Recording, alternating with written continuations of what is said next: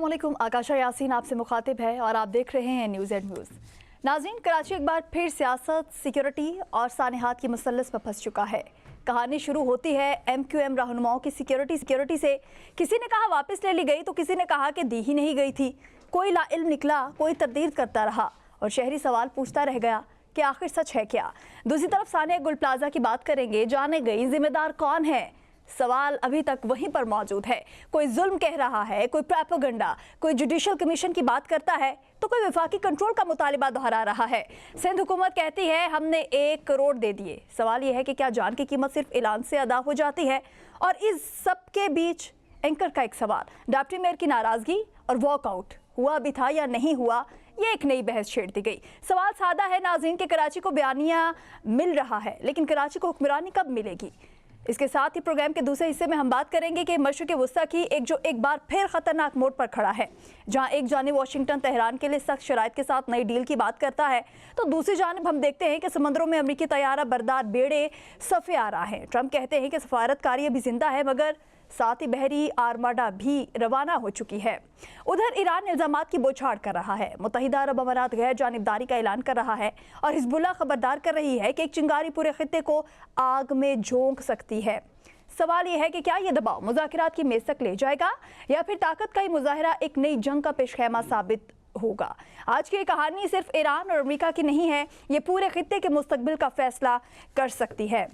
नाज़रीन, ये तो है हमारे टॉपिक्स और इस पर हमारे साथ हमारे स्टूडियोज़ में हमारे एक्सपर्ट्स भी मौजूद हैं। तारिक सुमैर साहब, किरण खान साहिबा, गीर चौधरी साहब और असगर चौधरी साहब। बहुत शुक्रिया आप सभी का ज्वाइन करने के लिए आप हमारे साथ मौजूद हैं।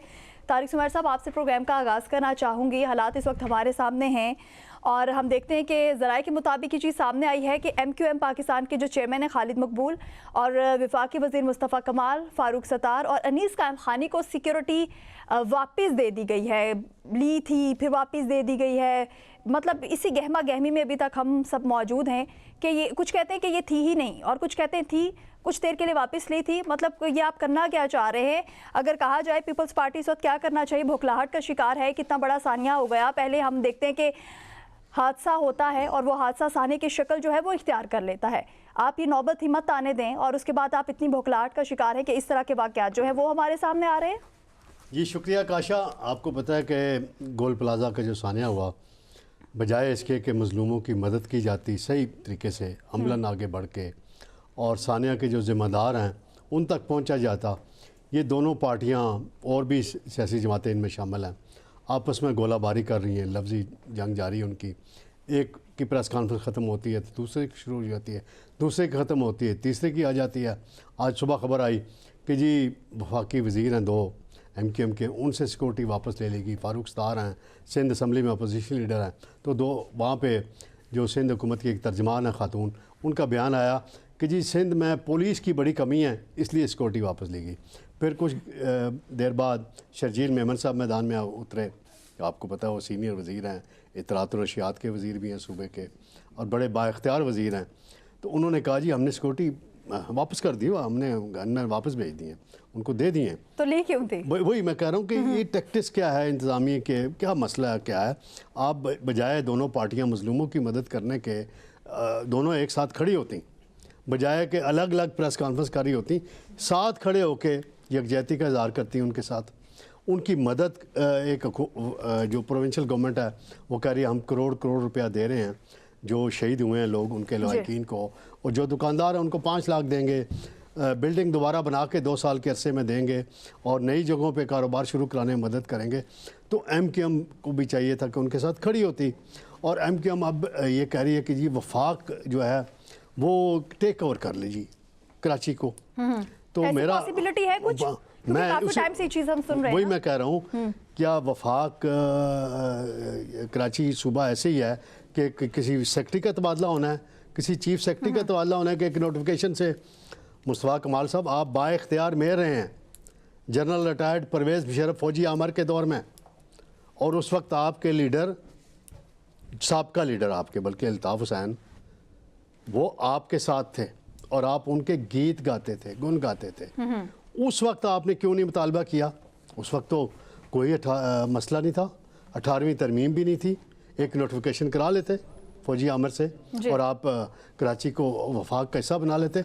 उस वक्त मसाइल तो आज बड़े ना, आज मुतालिबा किया गया ना MQM चुन जाने से। उस वक्त भी बड़े मसाइल थे सर, उस वक्त मसाइल थे, लेकिन ये जो छोटा सा हादसा होता है ना, ये सानियात में नहीं बदलता था। नहीं, मैं जो बात करना चाहता हूँ, मुझे मुकम्मल करने दें। उस वक्त मामला था जो सिस्टम का पैसा इधर उधर जाता ना, वो पहले उनको जा रहा था, अब इनको जा रहा है। तो ये सारा मसला है कराची के साथ, संजीदगी अवाम के साथ नहीं। सर, अगर यही अवाम मदद करना सामने रखें और यही अवाम का मुतालिबा हो, तो फिर क्या समझते हैं कि विफाक ऐसा कुछ कर सकता है या नहीं? नहीं कर सकता। नहीं, अगर यहाँ से कराची का करेंगे, फिर लाहौर का करना पड़ेगा, फिर कोयटा का, फिर पेशावर का।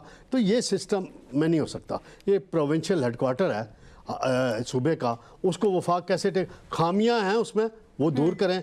जो फेडरल गवर्नमेंट का हिस्सा है वो फेडरल गवर्नमेंट अपना शेयर दे। जो प्रोविंशियल का काम है वो करें, जो मेयर का काम है, जो MQM का काम है, वो भी साथ तामन करे सारे मामले में। फेडरल गवर्नमेंट से फंड लेके जाए ताकि आवाम को पता चले जी प्राइम मिनिस्टर से ये 100 अरब रुपया ले आए हैं, 50 अरब ले आए हैं। इस वक्त उसका ये हाल है, और अगर एक मुतालिबा किया जा रहा है तो उस पर भी अब आपका जो मौक़िफ़ है वो सामने आ चुका है। तारिक सुमैर साहब, सगीर चौधरी साहब, क्या समझते हैं? ये तमाम तर हालात आपके सामने हैं, जो तारिक सुमैर साहब का पॉइंट ऑफ व्यू है वो भी आपके सामने रख दिया है। मुस्तफ़ा कमाल कहते हैं कि सिक्योरिटी वापस लेकर हमें डराने की कोशिश की गई है, लेकिन हमें कोई इससे फ़र्क नहीं पड़ता। क्या आप समझते हैं कि सिक्योरिटी वापस लेना MQM की ये जो कराची गुल प्लाजे पर तनकीद का एक रद्द-ए-अमल था, या आप ये महज समझते हैं कि पुलिस की कमी की वजह से ये तमाम तर चीज़ें जो हैं वो सामने आई हैं? कराची में पुलिस सिक्योरिटी के हवाले से कभी कम नहीं रही, लेकिन क्राइम के हवाले से हमेशा कम रही है। और प्रायोरिटी जो है वो हमेशा जो VVIPs हैं उनको दी जाती है सिक्योरिटी के हवाले से। और उनके साथ जो स्क्वाड चलता है, आप देखते हैं कि 20-20 गाड़ियों का स्क्वाड होता है। और वहाँ पर जो वारदातें हो रही हैं और वहाँ पर जितनी भी स्नैचिंग हो रही है या लोगों के और मसाइल हैं, तो उस हवाले से पुलिस वाकई कम है। तो पहले तो पुलिस की कमी जो है वो मैं आपको वाज़े कर देता हूँ कि पुलिस की कमी सिर्फ VVIP सिक्योरिटी के हवाले से नहीं है, पुलिस की क्राइम के हवाले से कमी है। और VVIP सिक्योरिटी पे तो उन्होंने मुकम्मल फुल प्रूफ सिक्योरिटी लगाई हुई है। ये वाकई ही तनकीद का नतीजा था जो कामरान टसूरी ने जज्बाती तकरीर भी की थी। आपको याद होगा 23 जनवरी को गालिब उन्होंने तकरीर की थी जिसमें उन्होंने कहा था कि हमें तो जूते मारने चाहिए। ठीक है, हम और भी उन्होंने बहुत सारे अल्फाज कहे। तो मैं समझता हूँ कि वाकई जूते मारने चाहिए इनको।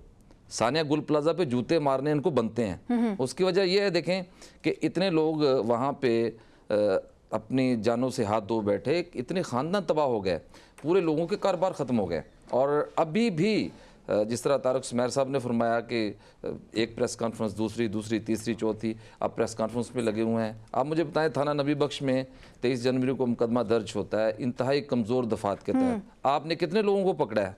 जिम्मेदारों को तयन क्या कर लिया गया है? आप उस पर सियासत ही कर रहे हैं ना। आप जिम्मेदारों को तयन करें और कानून के कटहरे में लेके आएँ। आपके पास किस चीज़ की कमी है? फिर आपके पास वफाक मौजूद है हेल्प के लिए। अगर आपने कानून नाफिज करने वाले इदारों से मदद लेनी है, जिसमें ISI है, MI है, IB है, वो हर वक्त तैयार हैं, तो आप उनसे मदद लें, एक लेटर लिखें, आपको मदद मिलेगी। JIT बनाएं, दूध का दूध पानी का पानी हो जाएगा। इन नुमाइंदों को अभी तक JIT ना बनाना सबसे बड़ी बदनीयती है सिंध गवर्नमेंट की। अगर आप JIT बनाएंगे तो सिंध गवर्नमेंट के जो अपने काले करतूत हैं वो सामने आ जाएंगे। JIT सिर्फ इन्वेस्टिगेट नहीं करती मामले को, फिर वो अपनी रिकमेंडेशंस भी देती है, सिफारिशात भी देती है कि आइंदा क्या होना चाहिए।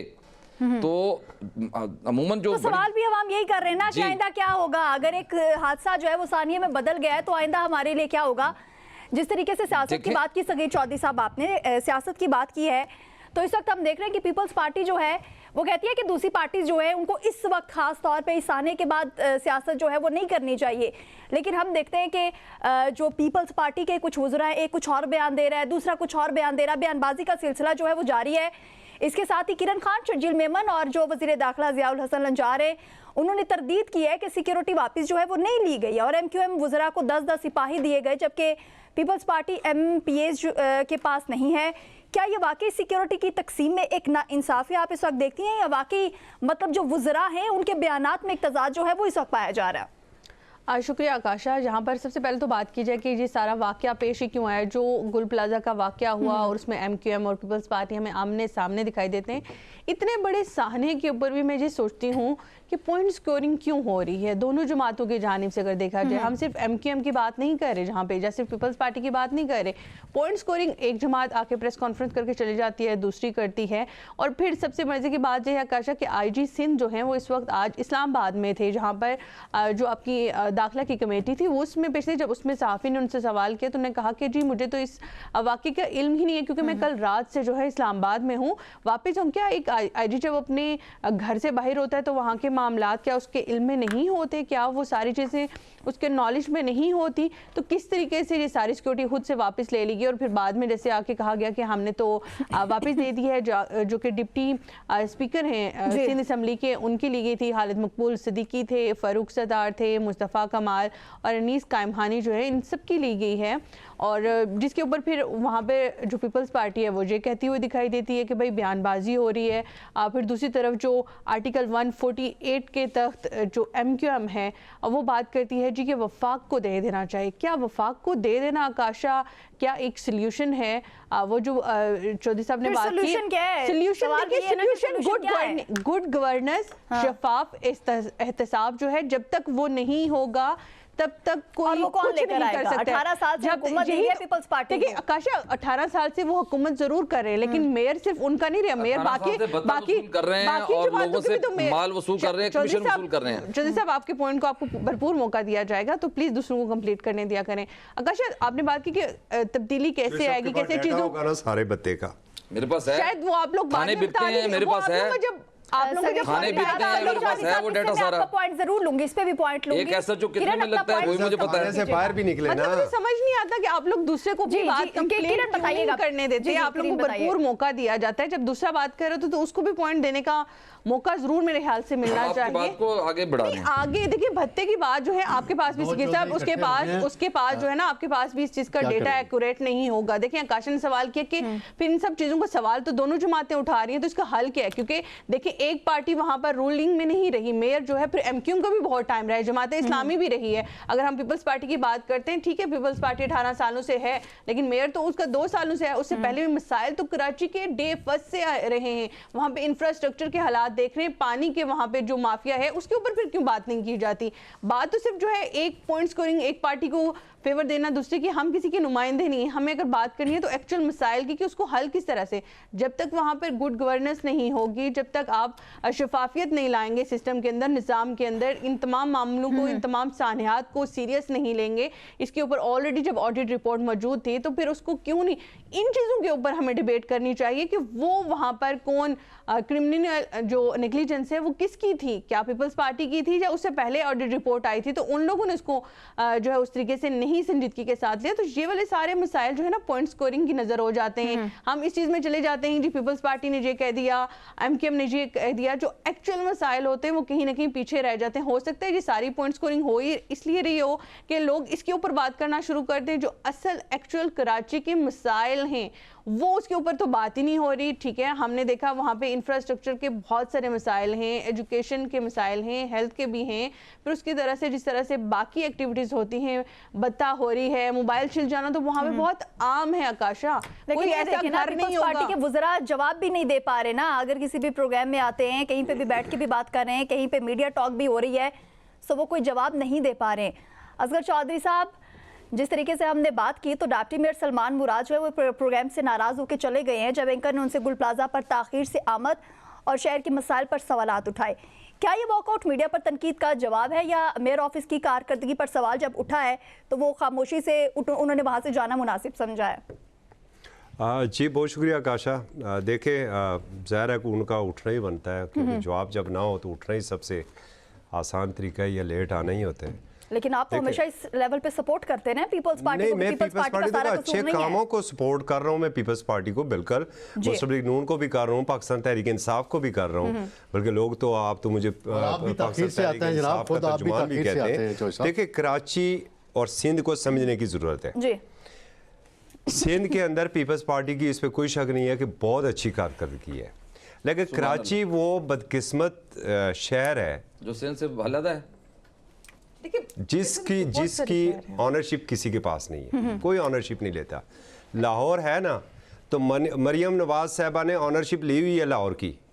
लाहौर के गली कोचे भी आपको साफ शफाफ नजर आएंगे, तरक्याती काम भी नजर आएंगे। और साहब उस्मान बुज़दार भी था, जी बिल्कुल, उन्होंने भी ऑनरशिप दी थी। उन्हें ऑनरशिप नहीं दी। कराची में क्यों नहीं ओनरशिप ली जाती? जो सब ये बताइए। पेशावर का सीएम जो है वो पेशावर को ऑन करेगा, पेशावर के लिए वो काम करेगा, कोयटा का सीएम करेगा। बदकिस्मती से जो सिंध का सीएम है ना, वो कराची में काम नहीं करेगा। ये सबसे बड़ा इशू है, और ये आज से नहीं है, ये दाइयों से चला आ रहा है और हमेशा नहीं करता बस, क्योंकि इंटीरियर सिंध की जमात मानी जाती है पाकिस्तान पीपल्स पार्टी। कराची से वोट बैंक एमक्यूएम का 87 के बाद, तो 87 के बाद तो सारा फिर जा रहा है एमक्यूएम का वोट। कराची का कंट्रोल वफाक को देना चाहिए। नहीं, आप इस तरह करें कि इस्लामाबाद का कंट्रोल सिंध हुकूमत को दे दें, तो इस्लामाबाद शायद बेहतर हो सके। सारे प्लाजों को आग लग जाएगी। मिसाल आपको देता हूँ, संजीदगी इस्लामाबाद में भी नहीं है ना। एक K4 मंसूबा है। ये बात कर रहे हैं आप असगर चौधरी साहब? जी, मैं दलील के साथ बात कर रहा हूँ। जी जी जी। एक पानी का बहुत बड़ा मंसूबा था, पीने के पानी का। K4 2014 का ये मंसूबा था, और इसका जो उस वक्त तखमीना लगाया गया था ना, वो 25.5 अरब था जी। तो आप जो इसकी लागत है ना, ये 2014 में शुरू हुआ था, और ये 300 अरब के लगभग वो पहुंच चुकी है। और ये मुकम्मल अब भी अगर तेज़ी से करना शुरू कर दें तो जाके 2027-28 में जाके ये मुकम्मल होगा। इसी तरीके से पिछले दिनों आपने नहीं देखा कितनी बड़ी हड़ताल हुई, और यहाँ पर सारे आके तो मुज़ाकरात हुए, और कराची के ट्रांसपोर्टर्स और शहरियों का ये कहना था कि जो KPT है उसकी पार्किंग का इशू अलग करें। रोज़ाना डंपर लोगों को कुचलते हैं वहाँ पर। सारी जो आपकी ट्रांजिट है वो आ रही है कराची के शहरी इलाकों से, अलग से उसका एक बाईपास वहाँ पर बनाया जाए। ये बेशुमार मसाइल है। मैं ये बिल्कुल एग्री करता हूँ मुर्तज़ा आप साहब, नए नौजवान हैं, अभी आए, वो बारिश होती है, बारिशों में जाके निकल जाते हैं। पहले वो शहबाज शरीफ साहब थे, लॉन्ग शूज़ उनके बड़े मशहूर थे लाहौर की सड़कों में। अब वो चले जाते हैं जहाँ पर सूखी सड़क होती है, जहाँ पर वो अपना कैमरा आगे खड़ा कर देते और मीडिया टॉक कर लेते। अमलन कराची की जो गलियाँ हैं ना, उनमें वो नहीं जाते। वहाँ के मसाइल को उसी तरह नहीं देखा जाता है जिस तरह मेरे इस्लामाबाद के अंदर मेरे वज़ीर दाखिला साहब सड़कों को चमका रहे, बाईपास बना रहे, फ्लाईओवर बना रहे। कभी उन्होंने ये नहीं देखा कि गोल्डा की जो गलियाँ हैं उनकी क्या हाल है, बराकाऊ बनीगाला की जो सड़कें उनका क्या हाल है। कभी जो जिस तरह इनकी तवज्जो यहाँ नहीं है ना, वहाँ पर भी मेयर साहब की पोश एरियाज़ में बिल्कुल है। अभी क्यों सबसे बड़ा मसला बना है ये, जो जब आपका वहाँ पर वाटर टैंकर्स नहीं पहुँच सके थे, क्योंकि आपने पूरी शहर को खोद के रखा हुआ है। पता नहीं, यहाँ पर हम देखते 44 दिन के अंदर बाईपास बन जाता है, फ्लाईओवर बन जाता है, दो साल लग जाते हैं, एक आपसे फ्लाईओवर नहीं बनता है। तो यहाँ पर सारा इशू, आप बात एक्चुअल में करना क्या चाह रहे हैं तारिक सुमैर साहब? हम देख रहे हैं कि जो कराची सार्फिन से बिजली के बिलों में KMC टैक्स जो है वो वसूल किया जा रहा है। मेयर कराची की अगर बात हो रही है ना, तो 2 साल से वो तैनात हैं, लेकिन उसके बाद हम देखते हैं कि हालात यहीं पे हैं। कराची सार्फिन से बिजली के बिलों में KMC टैक्स वसूल किया जा रहा है। इस टैक्स में किसी किस्म की कोई रायत जो है वो सार्फिन को नहीं दी जा रही, कोई रिलीफ नहीं है। और टैक्स की रकम किधर जा रही है? मतलब जब उसका समर जो है, उसके जो समरात हैं वो आवाम तक भी नहीं पहुँच रहे, आवाम के लिए कुछ भी नहीं है, तो वो जो KMC की मद में जो टैक्स वसूल किया जा रहा है ना, वो जा कहाँ रहा है? सवाल ये है। बिल्कुल जी, कानून के मुताबिक तो वो KMC को जाता है ना जी। उस बिजली का बिल जो ही जमा होता है बैंकों से वो ट्रांसफ़र हो जाता है। जिस तरीके से पूरे पाकिस्तान के अंदर PTV का एक 35 रुपये या 50 रुपये जाते थे, वो शहबाज शरीफ साहब ने 750 रुपये, वही ना 750 रुपये बहुत बड़ी रकम है। और इतने बड़े इतने बड़े कंज्यूमर हैं कराची के अंदर, इंडस्ट्री वहाँ पर बड़ी बड़ी इंडस्ट्रीज़ हैं, उनका पैसा अरबों में जाता है KMC के पास, लेकिन वो खर्च कैसे होता है, कहाँ होता है, उसकी मिसाल वही है कि बाकी जगह अगर प्रोजेक्ट शुरू होते हैं, पंजाब की मिसाल ले लें, तो वो चंद माह में मुकम्मल हो जाते हैं, कुछ दिनों में मुकम्मल हो जाते हैं, कुछ चंद माह में मुकम्मल हो जाते हैं। कराची में मनसूबा K4 की ये मिसाल दे रहे हैं। मैं उसकी इफ्तिताई तकरीब में गया था नवाज शरीफ साहब के साथ, जब वो तकरीब मुनक्कद हुई थी, और जो मोटरवे बना था सक्कर तक, उसमें भी मैंने तकरीब अटेंड की हुई है।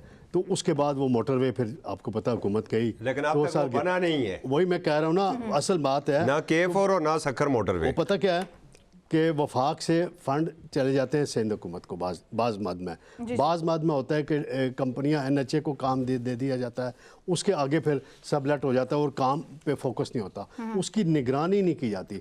तो ये KMC अगर ये बिजली के बिलों में इतना टैक्स ले रही है तो फिर गलियां, सड़कें और बुनियादी सहूलतें आवाम को, कराची वालों को क्यों नहीं मिल रही? बिल्कुल। अगर इनको अच्छे कंपनियां वहाँ काम करने वाली नहीं मिल रही तो यहाँ से कंपनियों को वहाँ रजिस्टर्ड करा लें। वो तो मुझे लगता है कि वहाँ 50% हड़प हो जाता है, वैसे ही 50% से भी कम वहाँ खर्च होता है। कंस्ट्रक्शन के कामों में आपको पता है बहुत बड़ा एक माफिया वर्क कर रहा होता है उस सारे मामले में। तो खुदा के लिए आवाम पर पैसा लगाएं, आवाम से वोट लेने हैं, आवाम से वोट नहीं लेने। जहाँ से वोट नहीं मिलते आप उनको, इंटीरियर सिंध के अस्पतालों की मिसाल दी जाती है। यहाँ बिलावल भुट्टो जरदारी ने बड़ी प्रेस कॉन्फ्रेंस की, बड़ी लंबी चौड़ी 3-4 घंटे की ब्रीफिंग दी उन्होंने, सारे मामलात पे उन्होंने बात की। तो उन्होंने नो डाउट से इंटीरियर सिंध के अंदर पीपल्स पार्टी का कोई मद्दे मुकाबल भी नहीं है फ़िलहाल, वहाँ सियासी तौर पे ऐसा कोई मामला नहीं है। GDA एक होती थी, अब वो GDA सुकड़ के बस थोड़ी सी रह गई है और बाकी पार्टियां वहाँ कोई नहीं सिंध के अंदर। सर आपका पॉइंट बहुत और बात यह है कि जहाँ से अगर आपको वोट नहीं मिला तो आवाम का क्या कसूर है? आवाम के लिए वहाँ कुछ करें। मेरा क्वेश्चन भी आपसे यही है कि आखिर आवाम का कसूर कहाँ पे है? तारिक सुमैर साहब आपका पॉइंट आ चुका है, बहुत शुक्रिया। अपना वोट बैंक वहाँ बना सकते हैं। एग्जैक्टली, हम तो वोट बैंक की बात है, लेकिन इन हुक्मरानों को खुद इस चीज़ का कोई ख्याल नहीं है। इस पे भी बात की जाएगी, लेकिन यहाँ पर वक्त एक शॉर्ट ब्रेक का। Stay with us.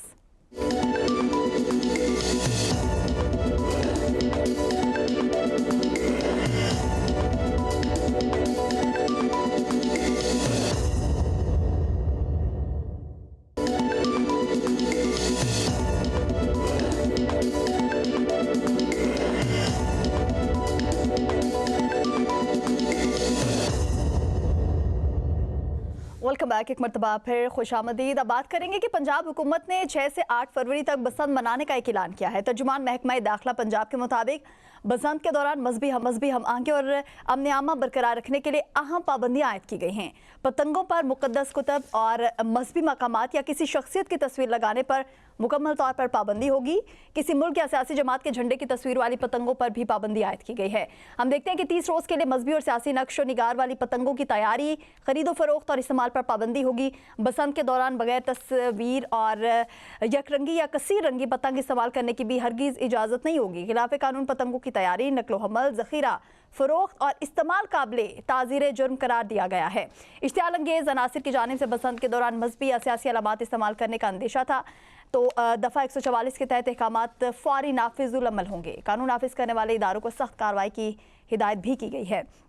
Tariq Sumair साहब, हुकूमत ने एक तरफ बसंत की इजाज़त दी है तो कुछ सख्त किस्म की जो शराइत हैं वो भी इस वक्त हमारे सामने आ रही हैं। आप क्या समझते हैं कि ये शराइत जो हैं आवाम के लिए, काम आदमी के लिए काबिल कबूल हैं? कुछ शराइत तो बिल्कुल दुरुस्त है। मजहबी मामले में, मजहबी कुतब पे वो तो डेफिनेटली वो उसकी मैं बिल्कुल तायद करता हूँ, वो दुरुस्त है। और एक और उन्होंने जो डोर होती है बड़ी ख़तरनाक सी, जो गला काट देती है बच्चों के, और अक्सर वाक़यात पंजाब में, यहाँ रावलपिंडी में भी होते रहते हैं, फिर पुलिस भाग रही होती है। तो जो पाबंदी लगाई गई है ना सियासी शख्सियात की या सियासी जमात की, वो शायद इसलिए लगाई गई है कि 8 फरवरी को आपको पता है तहरीक तहफ़्फ़ुज़ आइन और PTI और अपोजिशन जमातें इलेक्शन में धांधली के इल्ज़ाम में अपना वो योम स्याह मना रहे हैं, एहतजाज करना चाहते हैं। तो शायद इसलिए लगाई गई हैं कि लोग PTI के वो जो पार्टी परचम है उसकी उस कलर वाली पतंगे ना बना सकें और किसी बानी PTI की तस्वीर ना लगाएं।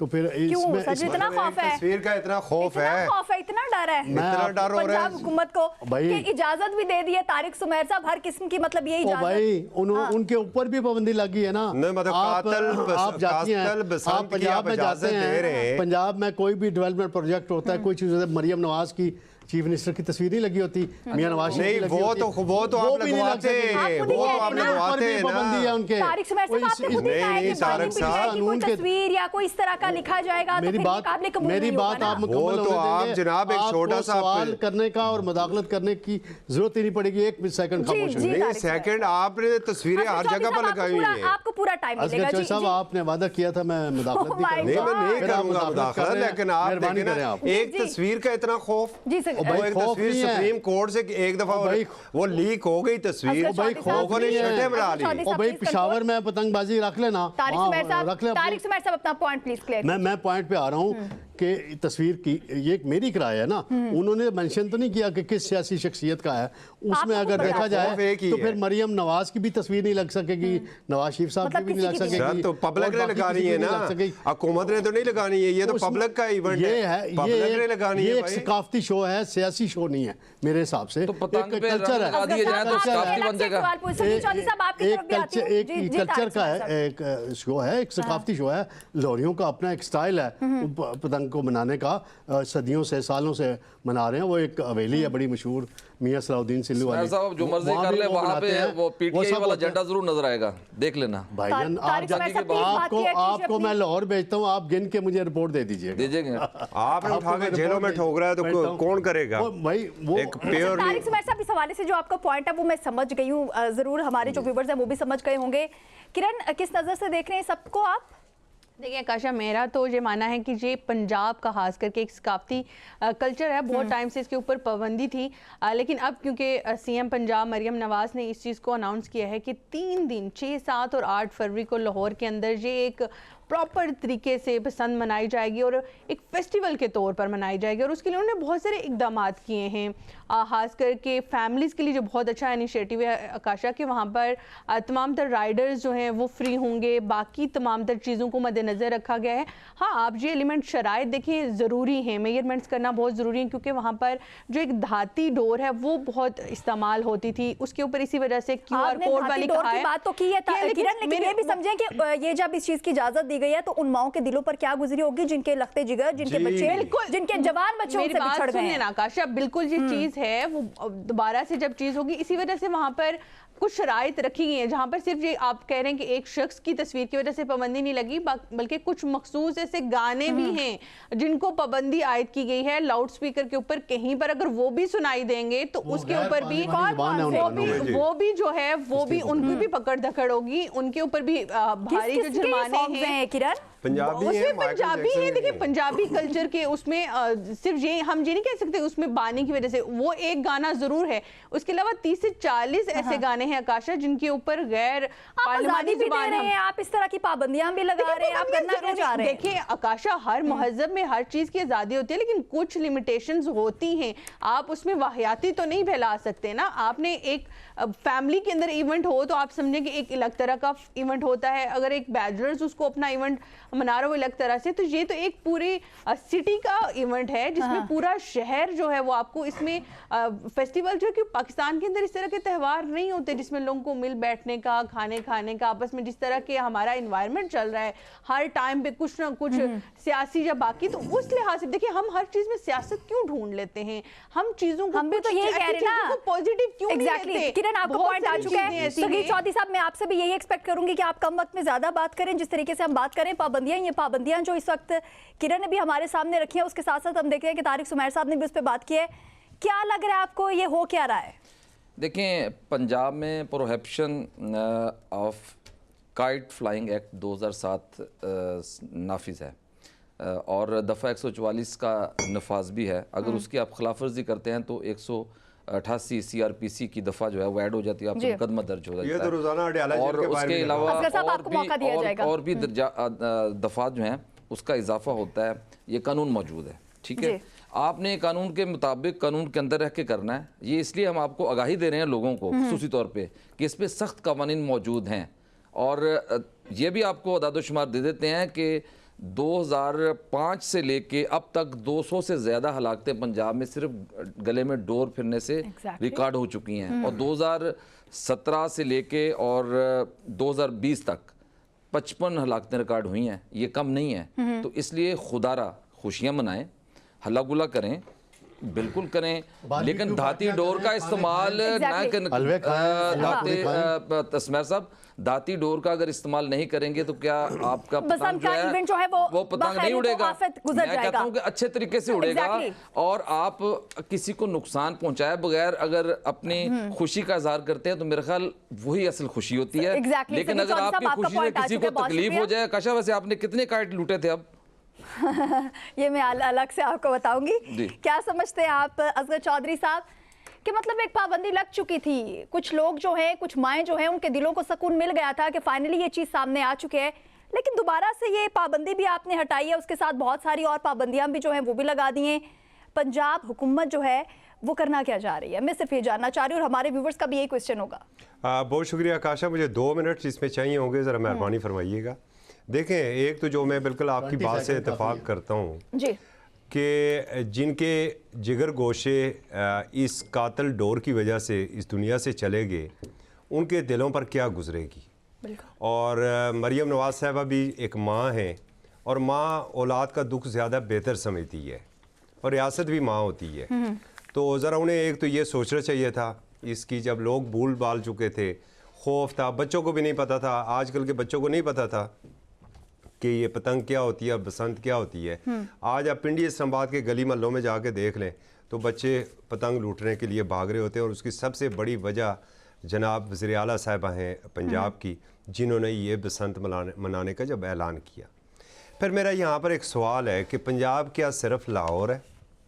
और मेरी इतलात के मुताबिक तो सिर्फ लाहौर में हो रहा है, तो शायद बाकी शहरों में भी हो रहा है, पाकिस्तान में ये ठीक है, होता। ठीक है। या सिर्फ पंजाब के तमाम तर सबसे इम्पोर्टेंट बात जो ये है, वो बारी बारी होगा, मुझे तो ज़रा हम सिर्फ डिस्कस ये होगा। बता दीजिए, ठीक है मान लेते हैं शौक नराले होते हैं, जब हुक्मरानी में बंदा आता है तो शौक भी बड़े नराले होते हैं। कोशिश होती है कि जो कुछ बचपन में हम करते रहें चलें, आज भी हम उसे करें, वही इंजॉय करें।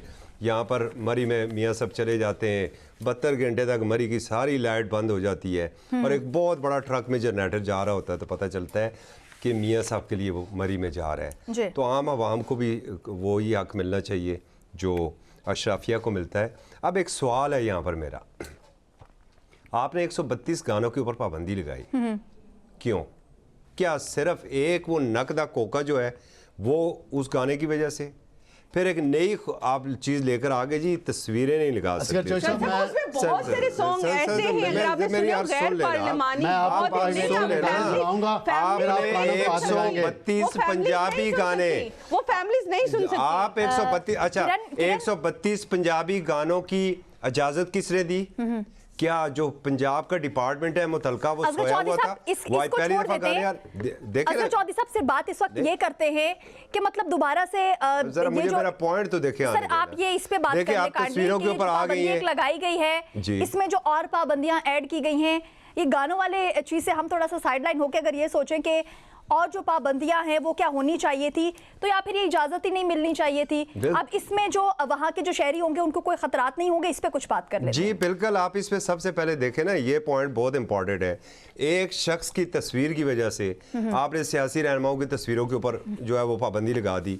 भाई अगर आपकी कोई तस्वीर नहीं लगाना चाहता है तो इस पे उस बेचारे का क्या कसूर? अब अगर लाहौरियों को एक मौका मिल रहा है अपने जज्बात का इजहार करने का, तो करने देना उन्हें अपनी जो पसंदीदा सियासी जमात है उसकी जो पतंग उड़ाने दें, उसके मुतलका तस्वीर को उड़ाने दें। अहमद अजहर के हल्के में मौका नहीं मिला था। जी देखें, तारिक स्मैर साहब आपको मौका दिया जाएगा। जी। दूसरी बात यह है, मुझे ये बताइए, आपने कहा जी साहब को सबसे ज्यादा मौका मिलता है, लाहौर के शहरियों को आप किस तरह महफूज बनाएंगे, ये जरा सिर्फ हमें बता दें कि वहाँ पर बच्चों को कैसे आप महफूज बनाएंगे? जो पतंग लूटने के लिए अचानक निकलेंगे, जो छतों के ऊपर होंगे, क्या हर छत के ऊपर आप उसे सिक्योर करेंगे कि कोई बच्चा यहाँ से नीचे ना गिर जाए? क्या आप ये कोशिश देखें ना, आप अगर इस्लामाबाद में एक इवेंट होता है और माजी में अक्सर होता रहे, आपने F9 पार्क में करते हैं, एक मखसूस जगह के ऊपर करते हैं, आप गली मोहल्ले के अंदर आप ये चीजें कर रहे हैं। अगर एक इवेंट स्टार्ट हो गया डोर को पकड़े, कोड वाली डोर रखी गई है, डोर को पकड़े, आकाशिया सिर्फ दाती डोर को पकड़े, मामला खत्म हो जाए। कैसे पकड़े? जो पकड़ेंगे वो पैसे देकर छुड़ा लेंगे। चौधरी साहब ने पॉइंट इस वक्त उठाया है सगीर चौधरी साहब के, अगर जो बच्चे होंगे जो छतों से गिर जाते हैं, और इस तरह के हजारों लाखों केसेस हमारे सामने आते हैं, एक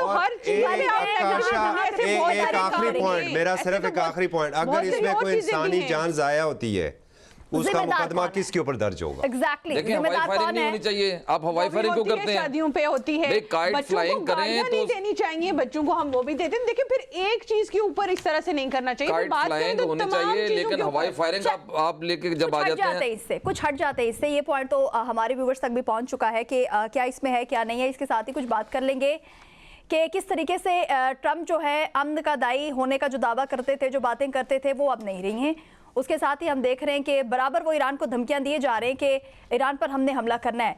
लेकिन बहुत से लोग ऐसे हैं और बहुत सी बातें जो सोशल मीडिया के थ्रू और जिस भी तरीके से हम तक पहुंचती हैं उसमें ये कहा जा रहा है कि ट्रंप सिर्फ एक धमकी दे रहे हैं, इसके अलावा कुछ भी नहीं है। लेकिन उसके साथ साथ हम देखते हैं कि अमेरिकी मीडिया के मुताबिक ट्रंप इंतजामिया ईरान के साथ नई जौहरी डील के लिए कुछ शराइत और वो सख्त किस्म की शराइत जो है वो रखना चाह रहा है। तारिक सुमैर साहब, अफजूदा यूरेनियम की मुकम्मल मुंतकिली, ईरान में अफजूदगी रोकना, तवील फासले के मिसाइल प्रोग्राम पर हदबंदी और इलाकाई प्रॉक्सीज से ताउन खात्म करना, क्या ये शराइत ईरान के लिए मुकम्मल हथियार डालने जैसा एक मुतालबा नहीं लग रहा आपको इस वक्त? जी बिल्कुल जी, आपको पता है कि अमेरिकी सदर इस वक्त दुनिया में अपनी उनकी है कि वो कहते हैं मेरी बात मानी जाए, मेरी कमांड है, मैं ही यूएन हूँ, मेरा ही वर्ल्ड ऑर्डर चलेगा, बाकी किसी को सुनने के लिए तैयार नहीं होते, खुद फैसला करते हैं, खुद कहते हैं मैं कभी पीछे हटता हूँ, कभी आगे बढ़ता हूँ। तो ये 4 शराइत मीडिया में रिपोर्ट हुई हैं और कहा गया है कि जी एटमी प्रोग्राम मुकम्मल तौर पे ख़त्म करे, यूरेनियम अफजदगी ख़त्म कर दे, और जो प्रॉक्सीज़ हैं, प्रॉक्सीज़ से मुराद उनकी हमास है और बाकी जो तंजीमें हैं उनके साथ ईरान का जो नेचुरल अलायंस है उसका ख़ात्मा किया जाए। तो ईरान पर सख्तियाँ बहुत की जा रही हैं और ख़ित्ते को डिस्टर्ब किया जा रहा है। और इसी दौरान यूएई ने भी रात को अनाउंसमेंट की है कि हमारी फ़ज़ाई हदूद इस्तेमाल नहीं करने दी जाएगी। आपसे पूछेगा कौन? पहले तो सवाल ये अमेरिका आपसे पूछेगा, उसकी उस कतर में उसके पास इतने बड़े फ़ौजी अड्डे हैं, आपके मुल्क में हैं, बाकी और जितने गल्फ़ कंट्रीज़ हैं तकरीबन तमाम जगह पे हैं, वो वहाँ से करेगा, नहीं तो समंदर से बैठ के कर लेगा। वो मिसाइल करेगा भी या नहीं? करने की धमकी भी है ना जी, कोई एक में तेमली होती है, कोई कुछ नहीं कह सकते करेगा। कितने घंटों की होगी वो लड़ाई, कितने ईरान के अंदर क्या तैयारी है, ईरान का मिसाइल सिस्टम है वो बड़ा स्ट्रॉन्ग है, उसके ख़िलाफ़ भी बड़ी इन्होंने गुफ्तगू की है कि उसको भी ख़त्म करें जी, उसको करें। तो फिर इसका मतलब है ईरान जो है आपके लिए क्या बन जाए, कोई और मुल्क जिस तरीके से आप चाहते हैं वेनेजुएला की तरह आपको बिहेव करे। बाकी ये ना करें, आप इंटरनेशनल लॉ के तहत चलें, जो इश्यूज़ हैं उन पे बातचीत करें, बातचीत के लिए बाकी ममालिक फैसिलिटेट करने के लिए तैयार हैं। तो सदर ट्रंप एक तरफ अमन अवार्ड की बातें करते हैं, 8 जंगें बंद कराने का रोज़ दावा करते हैं, पाकिस्तान की तारीफ़ भी करते हैं। तो पाकिस्तान को मुश्किलात में क्यों डालना चाहते हैं? अगर आप ईरान पे अटैक करेंगे तो पाकिस्तान पे भी असरात पड़ेंगे। पाकिस्तान की खारजा पॉलिसी इस वक्त बहुत ज़बरदस्त जा रही है, तमाम ममालिक के साथ उसके बहुत अच्छे ताल्लुकात हैं और पाकिस्तान खामोश डिप्लोमेसी भी कर रहा है ईरान और अमेरिका के दरमियान मामलात को बेहतर रास्ते पे लाने के लिए की कोशिश। और इसमें कुछ कामयाबियां भी मिली थी और कुछ चीज़ें तय भी हुई हैं, लेकिन अभी मंजरेआम पे वो नहीं आ रही, मंजरेआम पर नहीं आ रही। किरण, ट्रंप की इंतज़ामिया ने एक दावा भी किया है कि ईरान जो है वो हमारे साथ डील करना चाह रहा है। मुतअद्दिद बार ईरान की जानिब से राब्ते भी किए गए, ये भी कहा जा रहा है कि आप समझते हैं कि जो शराइत हैं ये सफारती बुनियाद पर मुमकिन है या ईरान की तरफ से मुकम्मल इनकार की तवक्को जो है वो हम कर सकते हैं? देखिए, पहला सवाल तो ये है कि शराइत के बाद ये जो अभी इस वक्त एक इब्राहिम लिंकन बहरी जो बेड़ा है जो मशरिक़ वुस्ता की तरफ बढ़ रहा है, उसको भेजने की ज़रूरत ही क्यों पेश आई? अगर इतने ही मिसाली इनके आपस में रिलेशंस होते ईरान और अमेरिका के, तो ये चीज़ तो सामने ही ना आती। फिर इसका मतलब ये है कि ईरान ने नहीं माना, तो जिसकी वजह से अमेरिका को इतना बुरा लग रहा है और उसके बाद हम ये सूरत हाल देख रहे हैं। और दूसरी बात यह है कि अगर बहरी जो बेड़ा है वो निकल चुका है तो इस वक्त वो कहाँ पे है ये किसी को नहीं पता। दूसरी बात जहाँ पर ये सब ने भी की, चौधरी साहब ने भी की है कि जहाँ पर ये जो चीज़ है कि यूएई से कौन पूछेंगे। देखिए, ये जंग सिर्फ अगर अमेरिका और इस तरह से ईरान की होती है तो क्या सिर्फ ये उनकी जंग होगी? इसको पूरी दुनिया पे इसके असरात मुरतब होंगे। उसमें फिर पाकिस्तान भी है, जितने खलीज फारिस के ममालिक हैं वो भी सारे आएंगे। और देखिए, कतर के ऊपर एक छोटा सा हमला हुआ था, किस तरीके से पूरी दुनिया एक अलर्ट पे चली गई थी। तो ये जब जंगें होती हैं ये कभी भी किसी के हक में नहीं, एक के हक में नहीं रहती, उसका फिर नुकसान पूरी दुनिया को उठाना पड़ा है, पूरे खित्ते को उठाना पड़ता है। और पाकिस्तान तो कभी भी नहीं चाहेगा कि ये जारहियत की तरफ इस तरह से मसला जाए। मिल बैठकर बैठने से ही मिसाइल का हल निकलता है और इससे ना सिर्फ खित्ते में कशीदगी बढ़ेगी बल्कि माशी जो इस्तेकाम है वो भी फिर ख़त्म होगा। तेल की बात की जाए, फिर जिस तरीके से बाकी बाकी सेंसेशंस हैं वो सारे फिर पूरे हिस्से के ऊपर उसके असरात आते हैं, किसी एक मुल्क पे तो आते नहीं हैं।